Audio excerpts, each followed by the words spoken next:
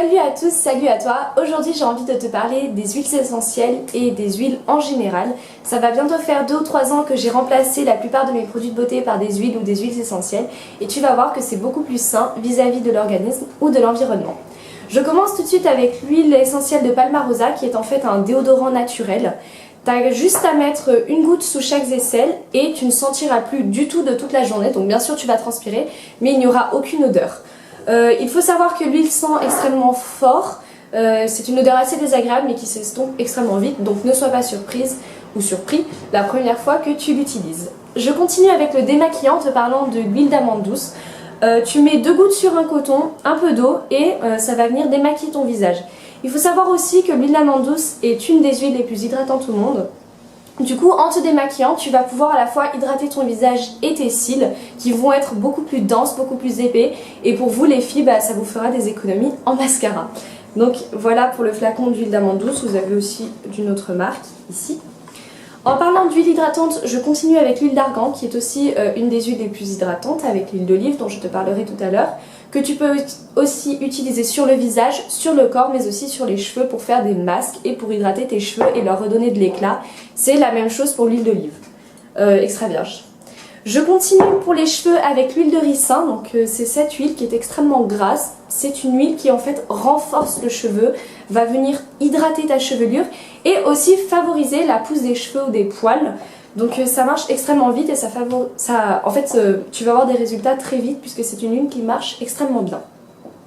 Ensuite, toujours avec les cheveux, tu peux utiliser l'huile de coco, ici sous forme liquide mais qui en général est sous forme solide, il n'a plus qu'à faire fondre au micro-ondes.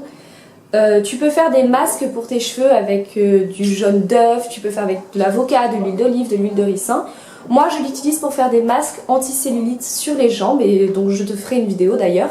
Mais voilà, c'est une huile qui sent extrêmement bon et qui est assez utile, donc moi je l'aime beaucoup.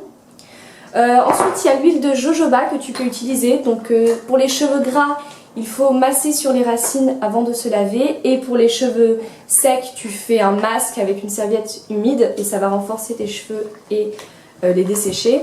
Elle marche tout aussi bien que les autres huiles, c'est juste pour avoir un peu plus de diversité. Enfin, je vais te parler de l'huile d'arbre à thé qui est une huile utilisée pour les mycoses vaginales. Alors là, je te laisse regarder les vidéos du corps, la maison, l'esprit qui t'expliqueront beaucoup mieux les vertus de cette huile. Moi, je tiens juste à préciser qu'elle marche pour les boutons de fièvre et pour l'herpès. Elle dessèche le bouton de fièvre et elle permet donc qu'il soit moins visible et qu'il parte plus vite. Je vais finir la vidéo en te parlant de l'huile de lavande, donc le petit flacon que j'ai ici.